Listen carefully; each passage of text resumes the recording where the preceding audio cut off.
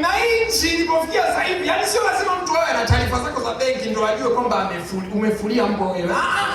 Ni kiasi cha kuangalia tu message 5 za message za kawaida. Ya kwanza, songesha. Ya pili, chomoza. Ya tatu, bustisha.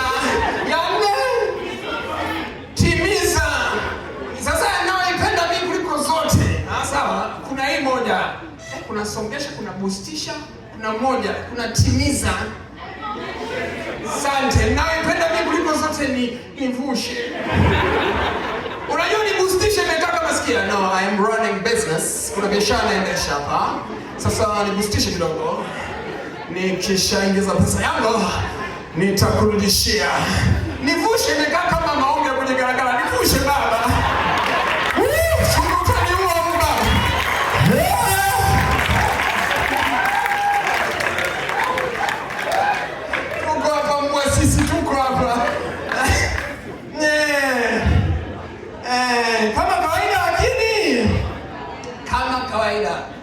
Ni kama kawaida. Na shida ni kwamba watu wanataka kuchukulia poa kawaida. Usichukulie poa kawaida.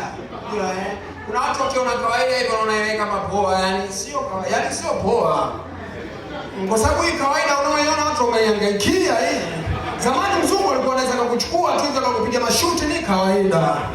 Sasa akaja kina mwenyewe akasema wewe msituzoee sana, nataka kuchukulia poa hiyo hapo inakuwa sio kawaida.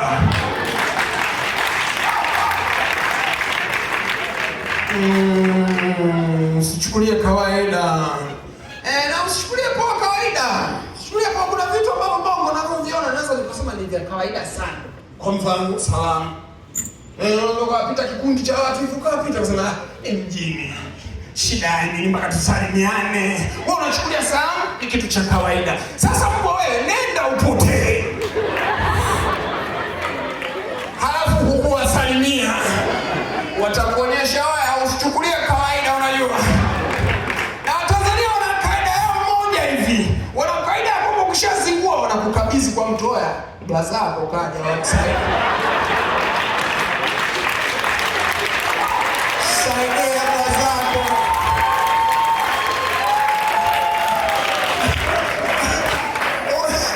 Ukiona Mtanzania amekugawa kwamba haya shoga yako kaja huyo.